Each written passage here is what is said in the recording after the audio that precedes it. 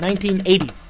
While the world was engulfed in the tension between the US and the Soviet Union, with political leaders making decisions that would shape the future of nations, there was also a shift happening in German motorsport competition.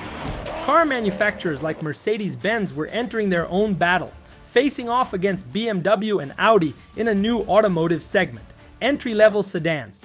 Let's imagine the situation Mercedes-Benz engineers found themselves in. They were facing the challenge of creating a sedan that at the same time didn't compromise on the high standards of quality and safety for which the brand had always been known. And in addition to that, it had to be sporty. Not an easy task. But how did this process unfold? What did the German engineers do to take on Audi and BMW? Today I present to you the E190 Aero. Prologue. Before we go any further, we need to take a quick look at the history and rivalry between the three German giants, BMW, Mercedes, and Audi, as it will help us understand why the E190 is one of the most remarkable Mercedes cars in history. Audi is the oldest automaker of the three. Its origins date back to 1910 when August Horch founded Audi Automobilwerke GmbH after leaving his original company due to legal disputes. In 1965, Volkswagen acquired Auto Union, which included the Audi brand.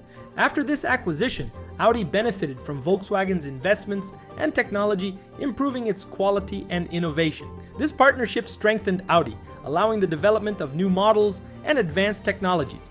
Perhaps Audi's most iconic model is the Quattro, one of the first mass-produced cars with all-wheel drive. The Quattro helped establish Audi's reputation in rally competitions, but I'll tell you more about that story in another video.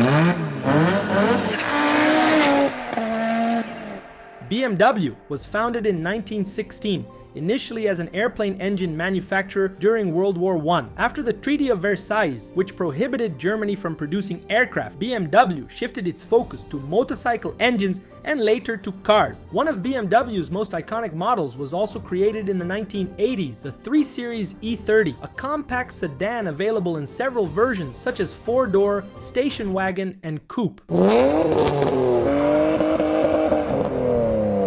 Mercedes-Benz, the star of this video, is the newest of the three brands, having been founded in 1926. One of its founders, Carl Benz, patented the first gasoline-powered vehicle, while the other founder, Gottlieb Daimler, pioneered the development of the internal combustion engine shortly after Benz's patent.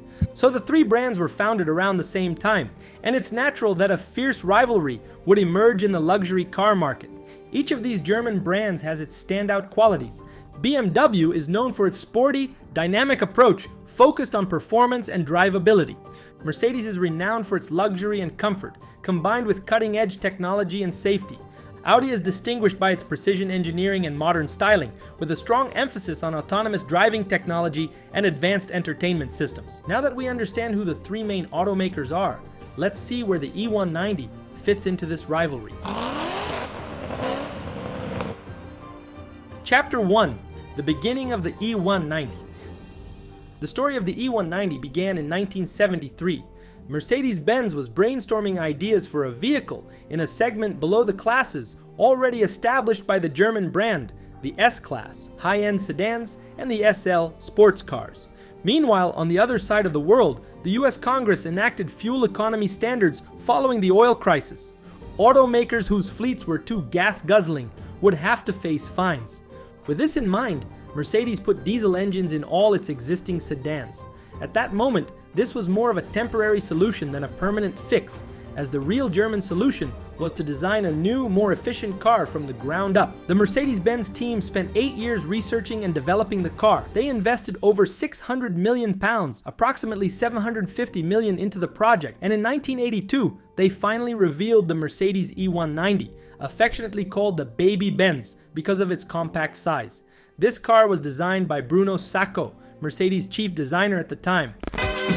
Erstmals ist es gelungen, Mercedes Funktion und Mercedes Qualität in einem kompakten Fahrzeug zu konzentrieren.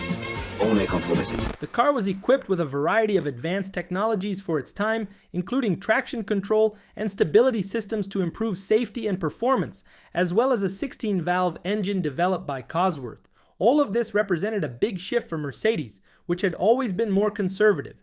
Its shape was streamlined, with a sloped rear windshield and a short, high trunk to improve aerodynamics and keep the car compact while still providing reasonable trunk space.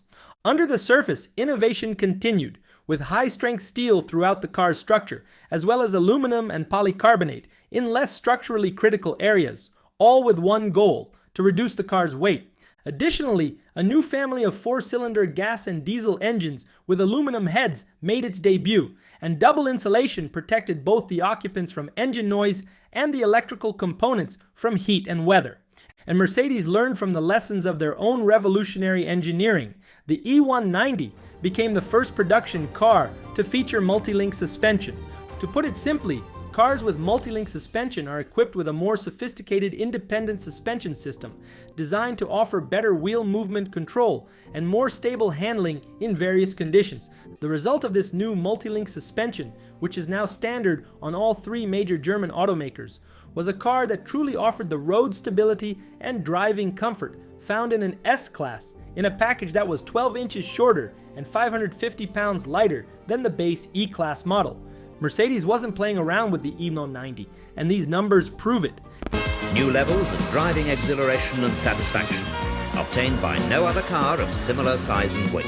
Initially, Mercedes-Benz planned to compete with the 190e in the Group B rally category, and for this, a 2.3-liter turbo sedan was developed for longer events, and a hatchback version of the car with a naturally aspirated 2.5-liter engine with 4 valves per cylinder was created for events with tighter tracks, like the classic Monte Carlo Rally. Remember when I mentioned the Audi Quattro earlier? Well, after Audi released the Quattro in 1980, Mercedes concluded it would be pointless to compete with a rear-wheel drive car, while Audi was offering an all-wheel drive car. As a result, Mercedes canceled its rally program. An interesting fact is that Mercedes management prohibited further development of the race version of the E190, but stubborn Mercedes engineers quietly continued working on a street version of their 16-valve engine. Would that be enough to create a small, sporty Mercedes for the public, one that would be ideal for competing with BMW's offerings? Chapter 2: Cosworth and Mercedes-Benz. Mercedes engineers built their own 16-valve version of the new M102 engine for the E190, but it didn't generate enough power for rally use, so they turned to British company Cosworth, which had pioneered 4-valve heads in the mid-1960s with its legendary race engines. Cosworth had also developed a proprietary thin-wall casting process, so the company ended up making the heads in England and sending them to Germany for machining and assembly. Cosworth engineers were given free rein by Mercedes to design a high-performance head suitable for the engine, along with forged alloy pistons. After several changes, the street version went from a modest 122 HP to 185 HP without increasing displacement. The car in which this new 16-valve engine was installed was called the E190 2.316, and it received a series of other updates, including an aerodynamic kit that featured bumpers, side skirts, fender flares, and even a rear wing, all of which reduced lift by more than 40%. New, wider tires mounted on integrated alloy wheels were also added. Future models would come with these wheels as standard. The chassis was updated with reinforced suspension, larger sway bars, lower and stiffer springs, and shock absorbers, while the drivetrain gained a 5-speed gearbox and a limited slip differential. Additionally, an oil cooler was standard, as were oil temperature and voltage gauges inside the car, a digital stopwatch, Recaro sports seats, and a steering wheel that was 10 millimeters smaller, but still large. Mercedes had created a monster.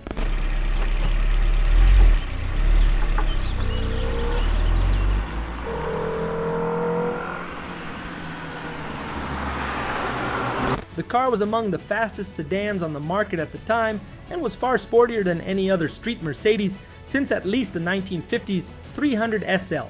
To highlight this, Mercedes organized a series of demonstrations to showcase the 2.316's performance. The first of these was a 201-hour endurance run around the famous Nardo Ring test track, located in Nardo in the Apulia region of southern Italy. The Nardo Ring is a track with an impressive feature. It's visible from space, and astronauts have photographed it multiple times. It's a test track for race cars, 7.8 miles long, and slightly banked to reduce the amount of active steering required by drivers. In other words, it's like an endless straightaway, shaped like a circle. In addition to driving for an incredible 2:01 hours, another impressive record was the number of miles covered during that time. The E190 covered 31,000 miles. That's just over one complete lap around the Earth, all at a constant speed of 155 mph. In May, the new F1 circuit at Nürburgring was opened, and to christen the track and highlight Mercedes' new sports sedan, a race of champions was held. 20 lightly modified 2.316 cars were driven by some of the greatest race drivers of all time. All but 5 of the living F1 champions participated, and the entry list was packed. Alain Prost, Stirling Moss, Niki Lauda, Jackie Ickx, Phil Hill, James Hunt, and Emerson Fittipaldi. But due to obligations with the Indianapolis 500, a then unknown young driver was substituting for Fittipaldi. His name, Ayrton Senna. The track was exactly how Senna liked it, slippery and wet, and that was all Senna needed to show his talent in front of champions and future champions like Alain Prost. The race was tightly contested, and Senna traded the lead with champion Niki Lauda, but in the end, the young Brazilian won, showing his immense talent to the world.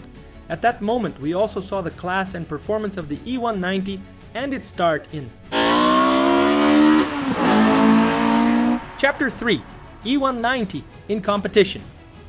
As soon as the 5,000th example was built in the spring of 1985, the car was homologated, and private drivers began preparing and racing it in the DTM, showing that the cars were quite competitive. Although without Mercedes-Benz's support, the drivers were winning